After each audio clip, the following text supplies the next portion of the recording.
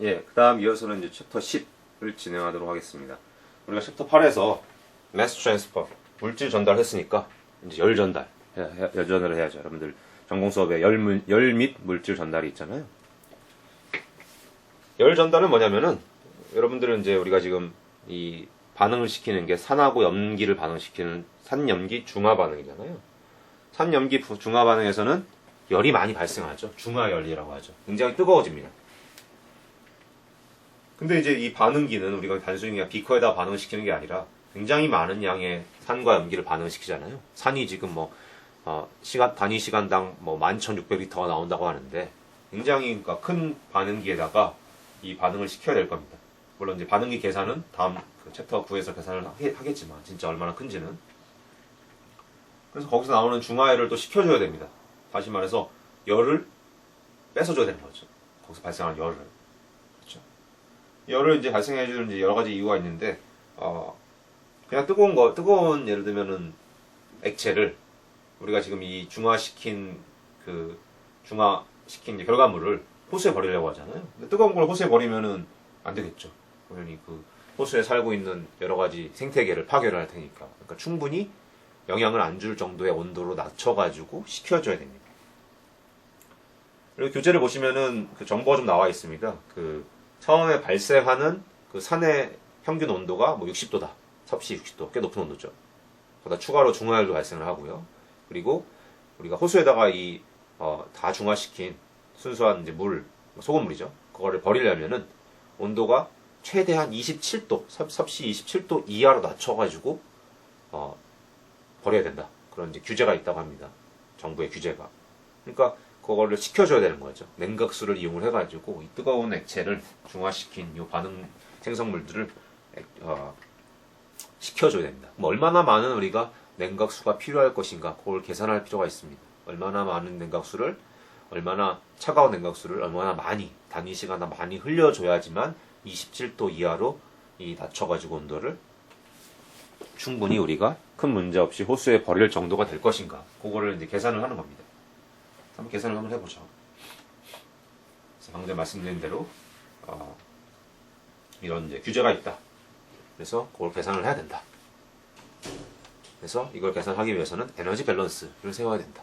다시 말해서 이제 어느 정도 열이 발생하고 거기서 얼마만큼의 열을 뺏어야지만 온도를 27도를 맞출 수 있는지 이런 걸 계산하는 거죠. 에너지 밸런스 이런 거 다 일반화학 때 배웠을 테니까. 에너지 밸런스를 하기 위해서는 연력학 제1법칙, 다시 말해서 에너지 보존 법칙을 그냥 사용하면 됩니다. 에너지 보존 법칙 이런 거 다 알고 있죠. 에너지 보존 법칙. 아직 물리학을 안 배워온 학생들도 있긴 하지만 일반화학에 아마 나왔을 거라고 생각합니다. 그래서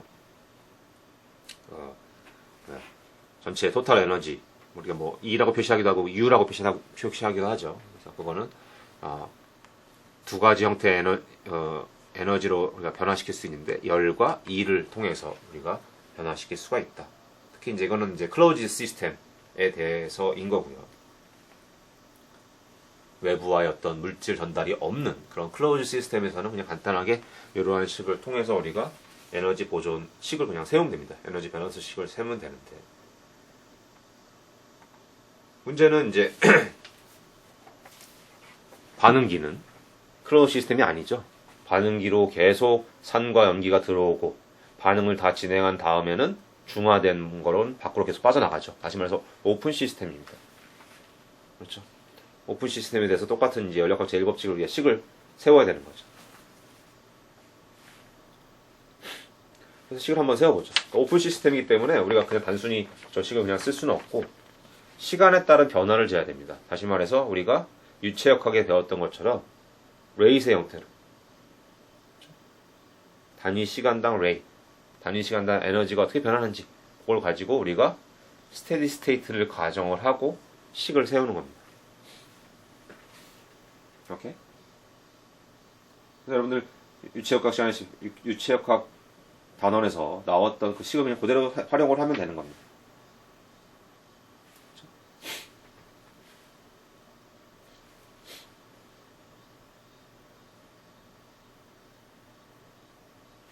그래서 한번 식을 한번 써보죠.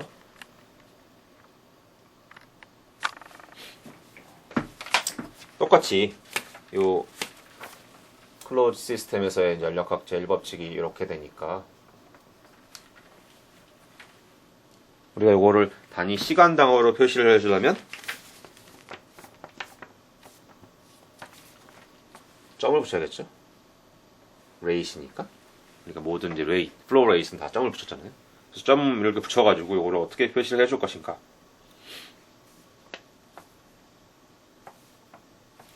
다시 말해서 이제 원래 이 점이 없을 때는 요 각각의 변수들의 이제 단위가 에너지 단위잖아요. 그렇죠? 근데 이제 점을 붙여줌에 따라서 단위가 단위 시간당의 에너지가 되겠죠? 에너지 퍼 타임의 단위가 된다는 거를 생각을 일단 해주시고요.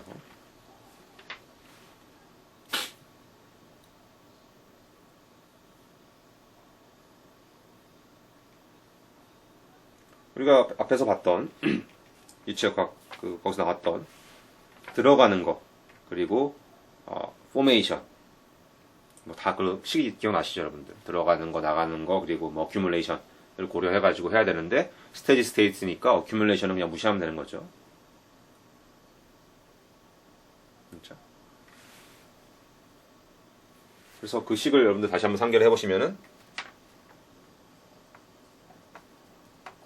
rate of accumulation은 in the system 스테디 스테이트 때문에 결과적으로 0이 되겠지만 rate of accumulation은 어떻게 우리가 표시할 수 있냐면은 들어가는 거 나가는 거 아웃풋 거기다가 열과 일의 형태로서 오는 것의 합이 될 겁니다.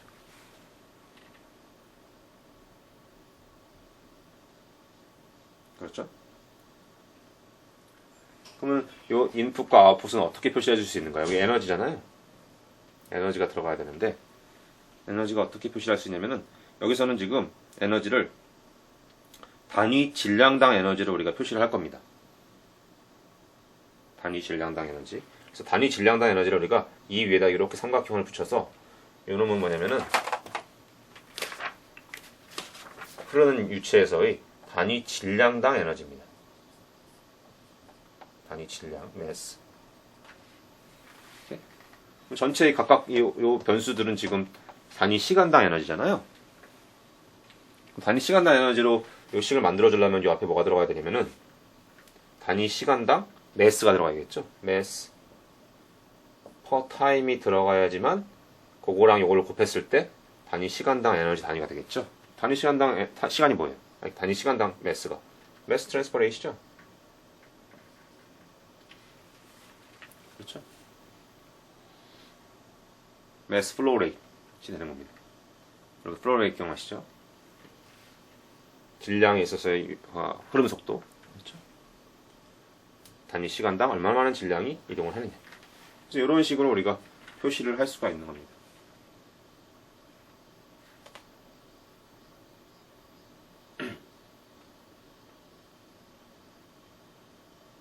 그렇죠? 그럼 이 각각의 요 에너지는 유체 에너지잖아요. 흘러가는 유체 에너지는 우리가 메커니컬 이퀘이션 쓰면 되는 거죠. 메커니컬 에너지 유체역학 시간에 배웠었죠 우리가. 메커니컬 에너지는 뭐가 있느냐? 키네틱 에너지, 포텐셜 에너지, 그리고 유체 압력에 의해서 나타나는 그런 에너지가 있겠죠.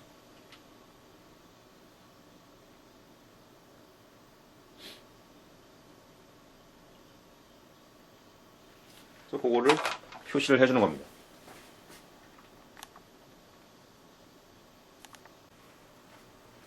그래서 이제 유체, 흐르는 유체, 여기 오픈 플로잉 시스템, 플로우라고 되겠죠. 흐르는 유체가 가지는 이제 에너지에 대해서 스테이트에서 한번 표시를 해보면 이렇게 표시가 될 수 있습니다. 먼저 우리가 배운 대로, 앞에서 배운 대로 흐르는 유체가 가지는 에너지 중에 키네틱 에너지가 있죠. 그리고 포텐셜 에너지, 높은 곳에 있는 유체는 더 큰 에너지를 가지니까 포텐셜 에너지가 있습니다. 그래서 키네틱 에너지는 이렇게 표시되는 걸 우리가 배웠었고요. 키네틱 에너지도, 포텐셜 에너지 이렇게. 새로운 에너지가 하나 또 나옵니다, 여기. 인터널 에너지라는 게 나오는데, 이건 뭐냐면은, 요 키네틱 포텐셜 에너지는 유체 전체의 흐름에 의해서 가지는 에너지입니다. 유체가 흘러가는 어떤 속도가 있을 때, 유속이 있을 때 가지는 에너지고, 유체가 어떤 높이에 있을 때 가지는 에너지인데, 요 인터널 에너지는 뭐냐면은, 그 유체를 구성하고 있는 분자들, 각각 분자들이 있잖아요. 그 분자들도 각각 운동 에너지하고 포텐셜 에너지를 가집니다. 물론 그 분자들이 가지는 포텐셜 에너지라는 거는 이 위치 에너지를 말하는 건 아니고 분자들 간의 상호작용에 의한 에너지를 말하는 겁니다. 그래서 그 분자들 각각이 가지는 운동 에너지와 포텐셜 에너지를 다 합친 그런 걸 우리가 인터널 에너지라고 부르거든요. 그래서 그 인터널 에너지를 우리가 U라고 표시합니다. 그래서 그놈들까지 다 합친 게 전체 흘러가는 유체가 가지는 스테디 스테이트에서 가지는 에너지가 되는 겁니다. 이렇게. 그래서 그걸 표시하면 이렇게 표시할 수가 있는데요. 여기도 마찬가지로 U 위에 요 삼각형이 돼 있죠. 모자, 삼각형 모자. 요거는 이제 단위 질량당의 인터널 에너지가 되는 것이고 단위 질량당이니까 앞에다가 이제 M을 붙여줘야 전체 에너지가 되겠죠. 그래서 요 각각의 변수들이 M이 다 질량이 있으니까 M으로 묶어주면 이렇게 됩니다. 이렇게. 그래서 아까 봤던 이제 에너지 변화, 유체가 이렇게 흘러가니까 에너지 변화. 아까 봤던 식에서 보시면은 아웃렛 빼기 인렛이 뭐랑 같았냐면 여기 없나요? 그 아웃렛 빼기 인렛의 에너지 차이가 뭐랑 같았냐면 Q 점 더하기 W 점이었잖아요. 그걸 표시해주기 위해서 그 에너지 밸런스 식을 표시해주기 위해서 요 흐르는 유체가 가지는 전체 에너지를 아웃렛과 인렛으로 나눠서 이렇게 표시하면 이렇게 표시가 되겠죠, 당연히. 아웃 여기 인 그렇죠? 그래서 이거를 단위 시간당으로 표시하면 플로우 레이턴트로 바꿔주면 되는 거죠. 단위 시간당 에너지를 T로 나눠주면 매스 플로우 레이스로 바꿔주면 되는 거죠. 맴점으로 바꿔주면 그냥 그렇게 됩니다. 단위 시간당의 유체, 흐르는 유체가 가지는 에너지, 토탈 에너지의 양이 이렇게 된다. 다시 말해서 이게 뭐랑 같냐면 이게 Q 점 더하기 W 점과 같다. 이렇게 여러분 앞에씩 에너지 보존 법칙을 통해서 이런 식의 에너지 밸런스 식을 우리가 세울 수가 있는 겁니다. 그래서 이거를 활용을 해가지고 추후에 이제 앞에서 우리가 계산하고자 했던 냉각수의 뭐 양이랄지 이런 것들을 우리가 계산을 할 수가 있고요. 그래서 여기서 이제 첫 번째 주목해야 될 게 Q는 그냥 열이니까요. 요 시스템, 요 유체 내에 뭐 외부에서 들어오는 또는 외부로 방출되는 그 열입니다. 그냥 W 이 흐르는 유체가 가지는 일, 이 어떤 종류의 일이 있을까? 크게 일에는 두 가지 종류가 있습니다. 셰프트 웍이 있고 플로우 웍이라는 게 있습니다. 셰프트 웍은 우리가 이미 봤습니다. 유체역학 부분에서 셰프트라는 게 뭐냐면은 추거든요. 다시 말해서 수력 발전, 우리가 터빈 돌리는 거 있잖아요. 그런 식으로 유체가 흐름으로 인해서 뭔가 돌게 만들어주는 그런 일. 터빈을 돌린다든지, 펌프가 유체를 돌린다든지, 이런. 그런 축의 회전과 관계되어 있는 일을 우리가 셰프트 웍이라고 합니다. 그러니까 예를 들면 유체가 터빈을 돌리는 거는 그만큼 일을 외부에다 해주는 거고, 또는 뭐 펌프가 유체를 돌려가지고 압력을 올려주는 거는 일을 해주는 거죠. 유체에다가. 그런 식으로 그런 축의 회전과 관련된 일을 셰프트 웍. 아마 한글로 하면 축 일일 겁니다. 아마 여러분들 한글책을 찾아보시면. 두 번째 일이 있는데요. 다른 종류의 일이. 플로우 웍 또는 흐름 일이라는 게 있습니다. 또는 PV 웍이라고 하는데요. 이건 뭐냐면은 유체가 흐름에 따라서 유체가 예를 들면 이런 부피를 차지하는 유체가 여기서 여기로 이렇게 이동을 하죠.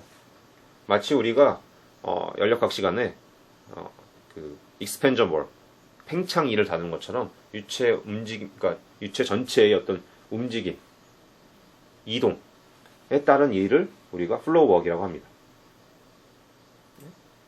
그래서 크게 이 앞에서 봤던 에너지 밸런스 식에서의 일에는 두 가지 종류가 있다라는 걸 여러분들이 기억을 해주시면 앞에서 봤던 식이 이렇게 변형이 되겠죠.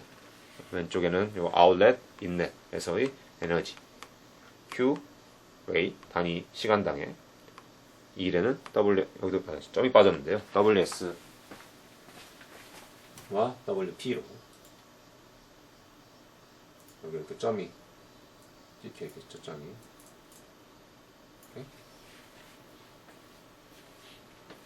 가만 보면 우리가 이 식이 앞에서 우리 챕터 7에서 봤던 메카니컬 에너지 식하고 굉장히 비슷합니다. 사실 같은 식입니다. 이 식으로부터 해가지고 이 식으로부터 해가지고 우리가 메카니컬 에너지 이퀘이션을 유도할 수 있습니다. 여러분들 그거는 이제 교재를 보시면 상세히 나와 있으니까 한번 해보시면은 이 식하고 식하고 똑같구나 라는 걸 우리가 확인할 수가 있고요. 여기서는 이제 그게 중요한 게 아니니까. 여기서 중요한 거는 요 PV1 같은 경우에는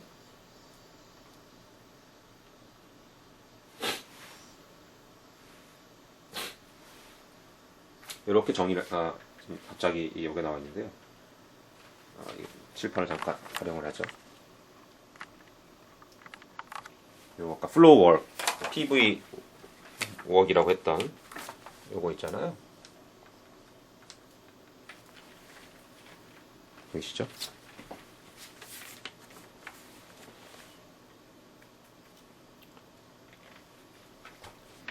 이걸 어떤 식으로 표시를 해줄 수 있냐면은 아까 기체에 대해서의 익스펜저 월과 마찬가지 역할이라고 했잖아요.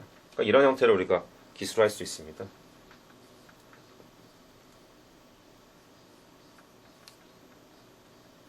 들어가는 거 빼기 나가는 거. 점이 붙어 있는 거는 단위 시간당을 나타내기 위해서요. 그렇죠? 유체가 어느 한쪽에서 이쪽으로 이렇게 이동하는 그런 것에 의해서 생기는 일. 유체를 이렇게 밀고 나가는 거죠.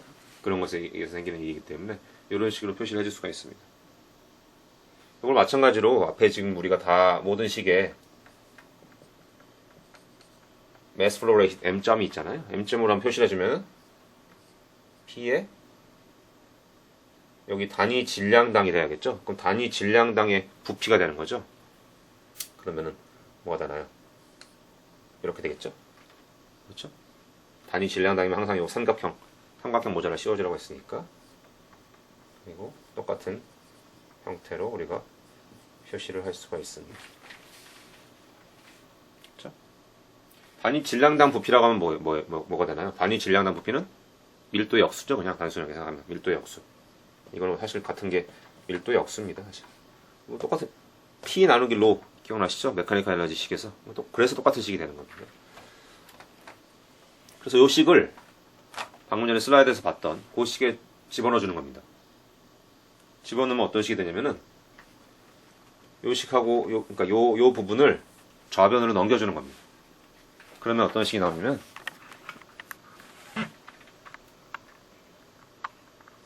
좌변을 넘겨서 정리하면 이런 식이 나오는 겁니다. 왜 이런 식이 나오냐면 그러니까 다시 말해서 요 방금 전에 정리했던 요 부분의 식을 이쪽 왼쪽 편으로 넘겨주면은 뭐가 나오냐면 U 더하기 PV 형태가 나옵니다. U 더하기 PV가 뭐냐면은 바로 엔탈피죠. 엔탈피 정의가 U 더하기 PV니까. 그러니까 U 더하기 PV 대신에 엔탈피로 바꿔주는 겁니다. 그럼 이런 식이 나오는 겁니다. 간단하게. 요 식이 Q 점 더하기 WS 점. 점도 빠졌는데요. 점하고 같다. 라고 우리가 생각을 할 수 있고 요게 가장 기본이 되는 에너지 밸런스 식이 되는 겁니다. 이 식을 바탕으로 해서 우리가 이제 필요한 것들을 계산할 수가 있는 겁니다. 엔탈피, 키네틱 에너지, 포텐셜 에너지. 유체가 가지는 에너지들이 뭐랑 같냐면 열과 쉐프트 월의 합과 같다. 이런 식으로 우리가 나타내 줄 수가 있는 겁니다. 오케이? 여기까지가 이제 기본적인 이제 에너지 밸런스 식이 되는 것이고요. 그러면 계산하기 앞서서 그러면 열 전달이 어떠한 메커니즘에 의해서 일어나는지 한번 살펴보죠. 메커니즘은 굉장히 간단합니다. 열 전달이 일어나는 메커니즘은 딱 세 가지 종류가 있습니다. 첫 번째, 전도. 두 번째, 대류. 세 번째, 복사. 전도는 어떤 경우에 일어나냐면 미디엄이 있는 경우, 열 전달이 일어나는 매개체가 있는 경우 전도에 의해서 열 전달이 일어납니다. 스테이셔너리 미디엄이죠. 그냥 그러니까 가만히 있는. 예를 들면 우리가 프라이팬에다가 프라이팬을 올려놓고 가스레인지에다가 프라이팬을 올려놓고 불을 켜면은 뜨거워지잖아요.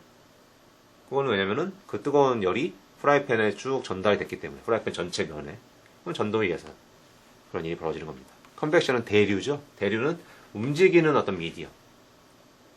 다시 말해서 바람. 바람 같은 거. 바람이 불면 시원해지잖아요. 그런 것처럼 움직이는 어떤 미디엄에 의해서 열이 전달되는 것을 우리가 컨벡션이라고 하고요. 레디에이션, 복사는 아무 미디엄 없이, 다시 말해서 이런 거죠. 우리가 낮에 햇빛 쬐면 따뜻한 거, 태양에서부터 지구까지 열이 전달되는 거는 복사에 의해서 오잖아요. 왜냐면은 태양과 지구 사이의 우주에는 미디엄이 없으니까. 그렇죠. 그래서 이런 세 가지 전도, 대류, 복사에 의해서 열 전달이 일어납니다. 그래서 각각에 대해서 한번 살펴보죠. 각각이 어떤 메커니즘에서 일어나고 수학적으로 어떻게 표시를 할 수 있는지. 사실 굉장히 간단합니다. 우리 매스 트랜스퍼에서 배웠던 거랑 거의 비슷하고요. 첫 번째, 전도. 전도에 의해서 스테이셔너리 미디엄에서 열이 요 위치에서 여기까지 전달되는 걸 한번 살펴보자. 마찬가지로 그거를 표시하면 요 Q점이라고 되어 있는 게 뭐냐면은 단위 시간당 전도에 의해서 전달되는 열 에너지, 그러니까 열 에너지죠. 열 에너지의 양입니다. 단위 시간당. 그래서 레이시기 때문에 여기 점이 붙어 있는 거거든요. 마찬가지로 이 식을 우리가 Fourier's Law of Heat Conduction이라고 하는데요. 또 Fourier죠. 이런 식으로 표시가 됩니다. 우리가 앞에서 봤던 요 식하고 굉장히 비슷하게 생겼죠? diffusion, fixed law하고 비슷하게 생겼죠? 마이너스가 붙어 있고, K, thermal conductivity, 열 전도 계수, 얼마나 열을 잘 전도하느냐 하는 그런 계수고요. A는 역시 에어리아, 분자의 온도 차이가 들어가 있고, 분모의 길이, 거리 차이죠. 들어가 있습니다. 이것도 마찬가지로 우리가 앞에서 물질 전달을 이해했던 건 마찬가지로 분자의 driving force, 분모의 resistance 형태로서 우리가 표시할 수 있습니다. 다시 말해서 driving force는 온도 차이가 되는 거죠. 온도 차이가 있으니까 당연히 열이 이동하겠죠. 여러분은 다 알겠지만 상식적으로 온도가 높은 쪽에서 낮은 쪽으로 열 에너지가 이동하잖아요. 그래서 그거에 의해서 이동을 하는 겁니다. 나머지 것들, 거리랄지 면적, 그러니까 원오버 면적이죠. 열 전도 계수 이런 것들은 다 저항으로서 그러니까 물론 이거의 역수인데 저항으로서 작용을 하는 거죠. 오케이? 그렇죠. 그래서 이 열 전도 계수 K라는 놈을 한번 비교를 해보죠. 여기 몇 가지 이제 매질에 열 전도 계수가 나와 있는데 공기는 열 전도 계수가 굉장히 작네요. 물 0.61, 뭐 글라스 0.78, 금속인 알루미늄은 굉장히 크죠. 그러니까 금속은 굉장히 열을 잘 전도하는 데 반해서 공기는 열 전도가 잘 안 되는구나 라는 것을 우리가 알 수가 있는 거죠. 그게 한 예가 이거죠. 이중창. 여러분들 창문 중에서 이중창은 열 전도가 잘 안 돼가지고 겨울에 굉장히 따뜻하잖아요.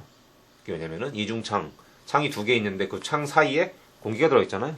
공기는 열이 전도가 잘 안 되기 때문에 그렇게 따뜻하고 또는 여름에도 시원하게 실내 에어컨 틀었을 때 그 시원함이 유지가 되는 겁니다. 이게 컨덕션이고요. 컨벡션은 마찬가지입니다. 사실 컨벡션 뭔가 유체의 흐름, 무빙 미디엄이 있을 때의 열 전도. 예를 들면 여기서 이 표면에서부터 여기까지의 이런 방향으로 흐름이 있을 때 열이 어떻게 전도되냐. 그 식을 세웠더니 역시 마찬가지로 이렇게 됩니다. 앞에서 봤던 요 식하고 비슷하죠. 그리고 앞에서 봤던 매스 컨벡션하고 비슷하죠. 똑같은 겁니다. 사실. 상수는 히트 트랜스퍼 코에피션트고 얼마나 잘 이 컨벡션을 통해서 열이 전달되느냐 그걸 나타내주는 계수고요. 에어리아, 그 다음에 온도 차이. 똑같죠? 이게 드라이빙 포스겠죠? 그래서 똑같은 원리에서 우리가 매스 트랜스퍼 했던 거와 똑같은 원리에서 이해를 할 수가 있습니다. 예로 보면은 왜 바람 부는 날 왜 시원하냐? 바람이 부니까. 바람이 흘러가는 미디엄, 대류를 통해서 열을 뺏어가니까. 당연한 거죠. 왜냐면 이게 바람이 더 세게 불면 불수록 속도가 빨라지니까 그만큼 얘가 커지는 거죠, 사실. 그래서 더 시원해지는 거고, why do we feel a draft? 드래프트는 뭐냐면 그 외풍 있죠? 여러분들 우리 옛날 오래된 집이나 이런데 창문이 좀 허접한 이런 데는 외풍이 있다고 그러잖아요, 겨울에. 왜 추운 겨울날 창문 근처에서 바람이 부는 것 같은 느껴지는 거냐? 그것도 이 배를 때문이죠, 사실. 차가워진 공기가 이렇게 움직이면서 열을 뺏어가는 거죠. 마지막 열 전달 메커니즘은 이제 복사입니다. 복사는 아까 말씀드린 대로 미디엄 없는 그런 환경에서 이제 열 전달이 일어나는 것이고요. 태양에서 우리 지구로 열이 오는 것처럼. 그래서 모든 물질 표면에서는 다 열이 방출되잖아요. 우리가 블랙바디 레디에이션이라고 하죠. 아마 배웠을 겁니다. 여러분들 다 일반화학 시간에 아마 블랙바디 레디에이션을 나타내면은 그러니까 복사에 의한 열 전달 속도를 나타내면 이렇게 나타납니다. 첫 번째 입실론은 어떤 특정한 표면이 얼마나 잘 복사에 의해서 열을 방출하느냐, 방출 계수고요. 그다음에 어떤 상수, 스테판 볼츠만 컨스턴트라는 상수가 있고 면적이 있고 표면 온도의 사승 이렇게 돼 있습니다. 이 식을 보시면은 이제 표면 온도가 높으면 높을수록 요거의 4제곱이니까 어마어마한 양의 복사열이 생긴다는 걸 복사열이 나온다는 것을 알 수가 있죠. 그래서 이제 태양에서 많은 양의 복사열이 지구로 오는 거죠. 태양 표면은 워낙 뜨거우니까. 그렇죠? 그래서 요 이미시비티 같은 경우에는 이제 얼마나 잘 복사로서 이제 표면에서 열이 방출되는지 그걸 이제 나타내는 척도가 되는 거고요. 그래서 뭐 별거 아니죠. 이런 거는 뭐 별이 특별한 건 아니고 아까 말씀드린 대로 태양에서 지구까지 열이 전달되는 그런 메커니즘이 이제 복사가 되는 것이고요. 그래서 지금까지 이제 우리가 3가지 종류의 열 전달 메커니즘을 봤고요. 그 전에 에너지 밸런스 식을 봤었죠. 다시 한번 에너지 밸런스 식으로 돌아가 보는 거죠. 이 식이었죠.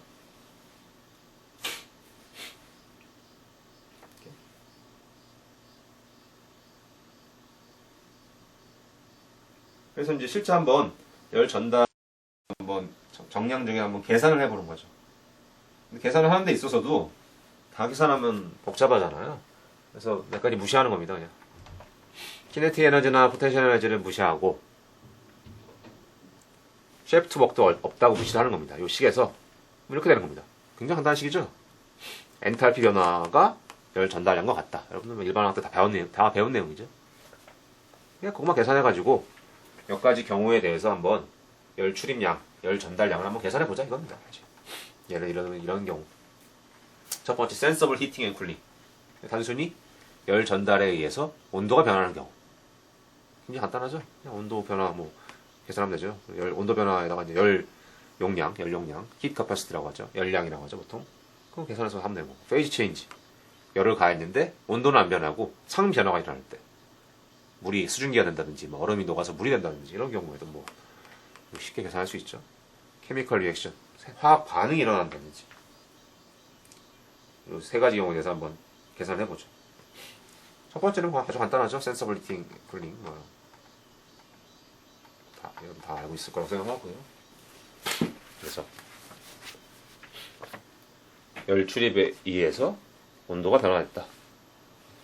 라고 하면은 아까 방금 전에 봤던 에너지 밸런스 식에서 그냥 쓰면 되는 거죠. 아까 그 식은 뭐냐면 열량이었잖아요. 엔탈피였잖아요. 엔탈피가 뭐냐면은 CP 곱하기 온도 변화잖아요. 그래서 이런 식으로 그냥 어떤 특정 기준 온도가 돼서 기준 온도는 뭐냐면은 엔탈피가 0이 된다고 생각하는 온도로 잡고 이런 식으로 그냥 각각 아웃렛, 인렛에 대해서 식을 세워주면 되는 거죠. 뭐 특별한 게 아니죠. 굉장히 간단한 식이죠 그냥. 여러분들은 뭐 일반 학교 다 배웠을 거라 생각하고요. 그러니까 처음까지는 여기는 지금 보시면 굉장히 어려운 식을 막 열심히 유도를 했는데 다 무시하고 그냥 우리가 알고 있는 식만 가지고 그냥 계산을 하는 거죠 사실. 우리 온도 변화, 그다음에 페이지 체인지도 마찬가지로 굉장히 간단하죠.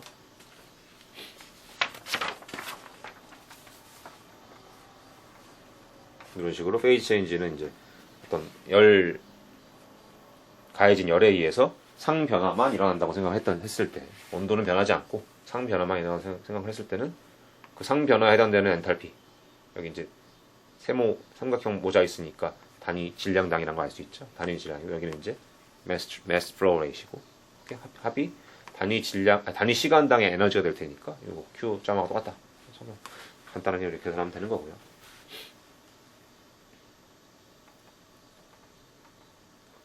마지막으로 이제 화학 반응.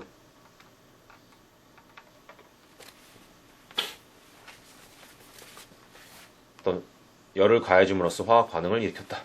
그럼 그 열에 의해서 이제 화학 반응, 그 반응열하고 관계가 되어 있을 테니까. 그래서 예를 들면 요 델타 H 여기는 이제 물결 표시가 있잖아요. 물결 표시면은 단위 몰수당의 이제 열량입니다. 단위 몰수당의 에너지가 되는 거죠. 단위 몰수당 에너지 반응에 의한 heat of reaction per mole of A잖아요. 그게 요거라고 하면은 그거랑 뭘 곱해야지 단위 시간당 에너지가 되면 요거 되겠죠. consumption rate. 왜냐면 consumption rate이 단위 시간당 몰수 변화니까 A라는 물질에. 그래서 곱한 게 이거랑 같다. 라고 놓고 풀면은 그냥 되는 겁니다.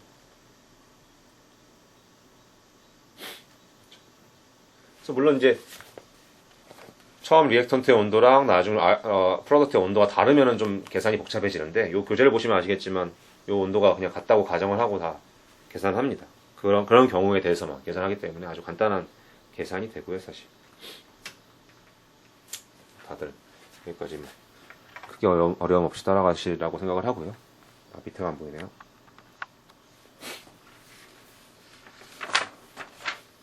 그럼 실제로 우리가 계산해야 되는 이 산염기 중화에 있어서 계산을 해봐야 되는 거죠. 그래서 이 경우에는 이제 그냥 산염기 중화열을 그냥 단순히 식혀주는, 온도를 낮춰주는 거니까 그냥 센서블 히팅이 되겠죠, 단순히. 그래서 센서블 히팅을 통해서 우리가 계산을 그냥 하면 되는 거죠. 아까 그 에너지 밸런스 식, 센서블 히팅에 대해서. 그래서 이 교재를 보시면은 몇 가지 가정이 좀 들어가 있습니다. 일단 센서블 히팅, 단순히 그냥 두 액체를 섞는 센서블 히팅을 가정을 하고요. 그리고 제가 처음 이 챕터 앞부분에서는 그 산염기 반응에 의한 이제 중화열, 거기서 열이 생긴다. 그것까지 말씀을 드렸는데 여기서는 이 계산할 때는 중화열은 또 무시하더라고요. 간단하게 하기 위해서. 그러니까 처음에 HCl이 몇 도고, 그러니까 50도라고 그랬죠. 50도고, 플로레이시 주어져 있었잖아요. 시간당 11,600이었나요? 그리고 NaOH도 플로레이시 주어져 있었고 아마 온도도 나와 있었던 것 같고요. 그래서 센서블 히팅에 의해서 최종 온도가 어떻게 되느냐 그것만 계산하더라고요. 간단히 보니까. 그래서 계산을 여러분들이 실제로 해 보시면 몇이 나오냐면 그 NaOH의 온도가 32도라고 했을 때 최종 온도가 49.9도가 나오더라고요. 꽤 높은 온도죠. 49.9도의 온도가 되는 요거를 호수에 버리면 안 되겠죠. 그러면 그걸 또 식혀줘야 되는 거죠. 단순히 얘랑 섞는 것만 가지고 최종 온도가 49.9도가 되는 거죠. HCl의 온도가 이제 60도였네요. 60도고 이런 수치들 다 주어져 있으니까 최종 온도 계산하는 건 아주 그냥 간단한 한수죠. 계산해 보면은 약 50도, 49.9도씨가 나옵니다. 그래서 49.9도씨는 너무 높잖아요. 식혀줘야 된다.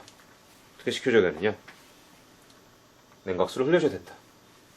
그래서 냉각과 열을 뺏어주는 그런 장치가 필요한데 그런 장치를 우리가 열 교환기, Heat Exchange Device, Heat Exchanger라고 하고요. 여러 가지 원리에 의해서 열을 뺏어줍니다. 그래서 기본적으로 예를 들면 이런 식인 거죠. 이게 가장 대표적인 이제 Heat Exchanger인데요. 가장 간단한 형태. 여기 가운데 있는 파이프에 뜨거운 액체가 이렇게 흘러가는 겁니다. 왼쪽에서 오른쪽으로. 그리고 그 가운데 파이프를 둘러싸는 또 파이프가 있어서 거기에다가 아주 차가운 냉각수를 흘려주는 겁니다. 그러면 두 액체 사이에 열 전달이 일어나겠죠. 그렇죠? 컨덕션, 컨벡션 이런 거 통해 가지고 열 전달이 일어납니다. 그러면 그만큼 뜨거운 액체가 가지고 있던 열을 이 차가운 놈들이 뺏어 가지고 이쪽으로 나가겠죠. 그걸 이제 반복 어느 정도 충분한 길이 동안 해주면은 우리가 예를 들면 여기가 50도였는데 우리가 원하는 예를 들면 27도로 낮춰줄 수가 있는 거죠.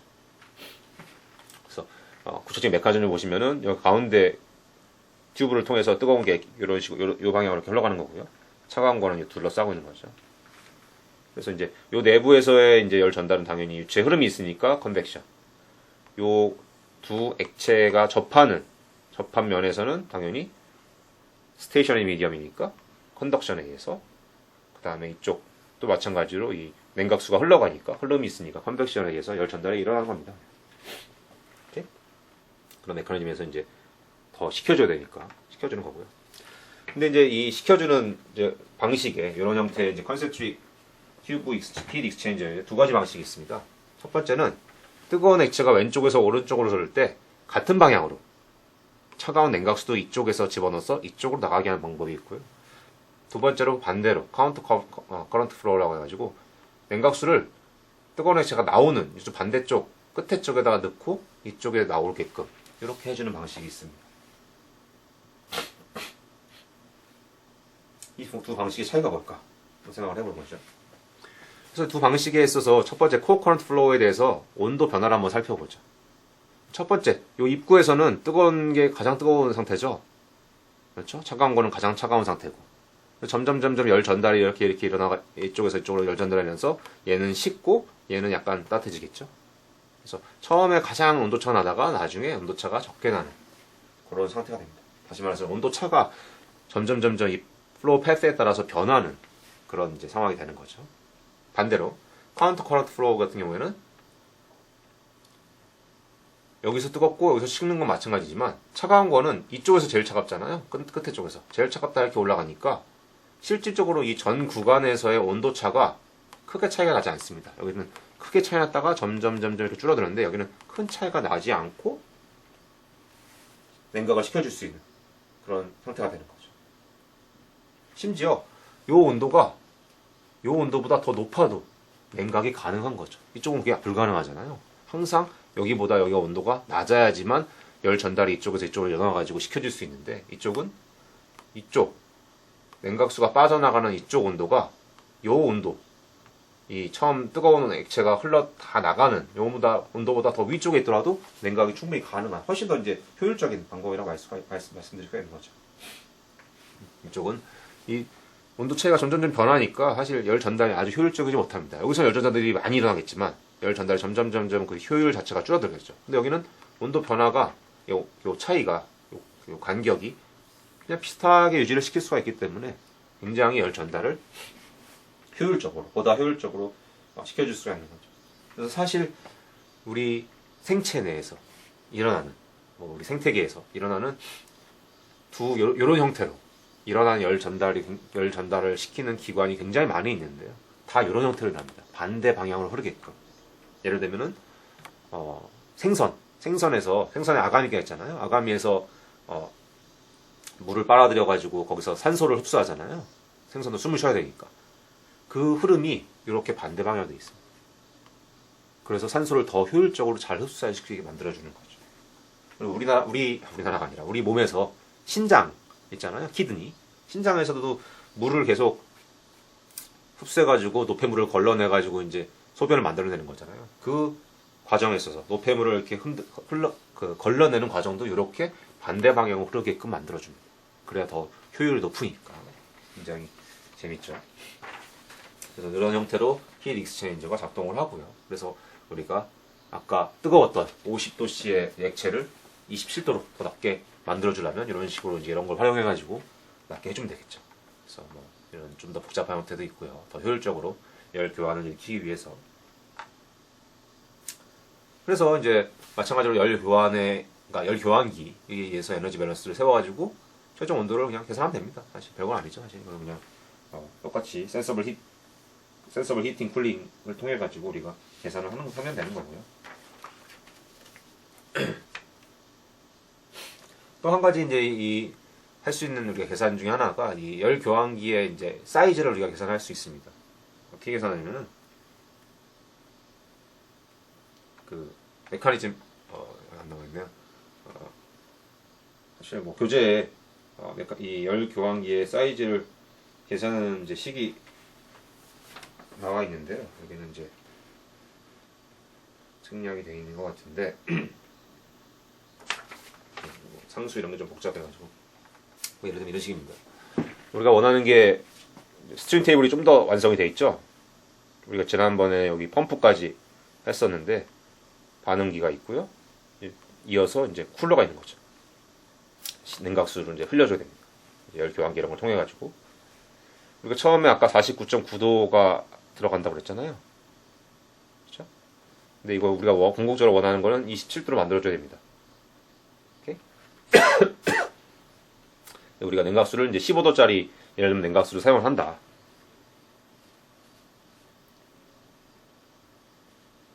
그래서 22도가 되는 물로 나오게끔 된다. 열 전달이 일어나가지고 하면은 얼마나 우리가 큰 열 교환기를 사용을 해야 되느냐 이런 걸 이제 계산을 할 수가 있는데요. 보시면 기본적인 이제 조건들이 좀 나와 있습니다. 그 교재를 한번 보셔야 될 것 같은데 기본적인 이제 물의 연용량, 밀도, 그다음에 아까 열 전달량 뭐 이런 것들이 다 이제 이미 주어져 있거든요, 사실. 제가 한번 보시죠.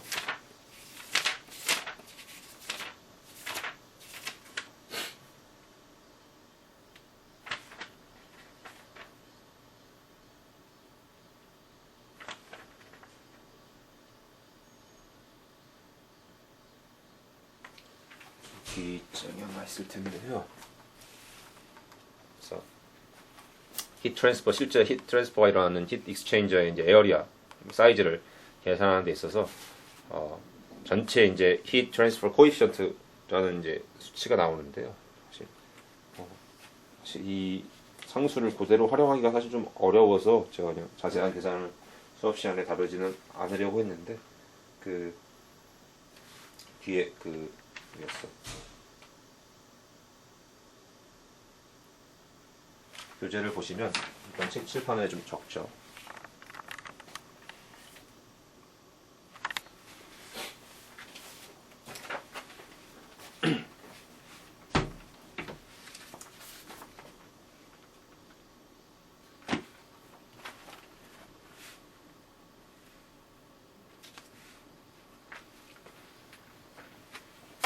보시면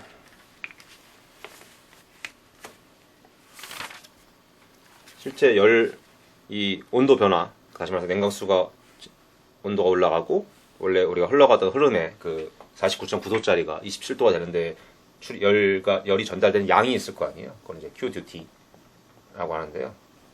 이게 이런 식으로 주어진다고 합니다. 이미 이렇게 U0 A 델타 T 에버리지.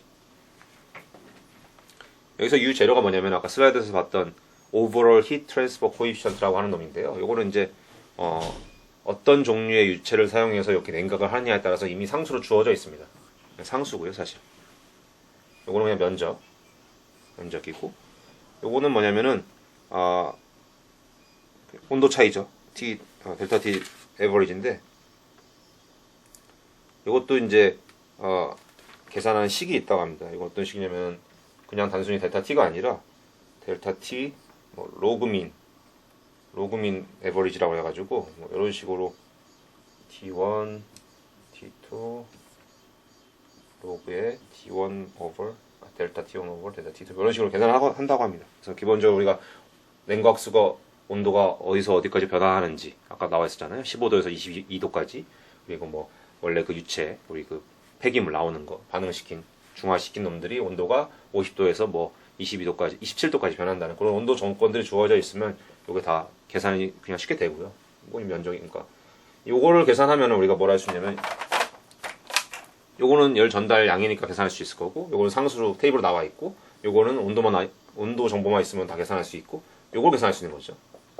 히트 익스체인저의 면적 얼마나 우리가 큰 히트 익스체인저를 사용해야지만 요거를 이렇게 냉각을 할 수 있느냐 이런 것들을 계산할 수 있다 이건데요. 생각에 이렇게 중요한 부분인 것 같지는 않아서 그 앞에 나온 내용들만 여러분들이 충분히 이해를 하시면 될 것 같습니다. 그래서 교재 보시면은 아마 교재 10.3.3절을 보시면은 실제로 요거를 다 이제 하나씩 계산하는 과정이 나옵니다. 요거 계산하고 그다음에 뭐 그 냉각수의 이제 볼루메트릭 플로우 레이트 계산하고 요거 테이블에서 찾아서 넣고 물론 단위가 다르기 때문에 단위를 바꿔야 됩니다. 단위 바꾸고 요거는 이제 온도 다 나와 있으니까 계산해가지고 넣으면은 결과적으로 요 값이 나옵니다. A 값을 교재 184쪽을 보시면은 요게 89.3 제곱미터가 돼야 된다. 이런 계산이 나옵니다. 히트 익스체인저를 요 정도 면적이 되는 걸로 써야지만 우리가 그 주어진 조건에서 냉각수 15도짜리를 활용하고 최종 우리가 원하는 27도를 만들기 위해서 이 정도 되는 면적의 히트 익스체인저를 사용을 해야 된다.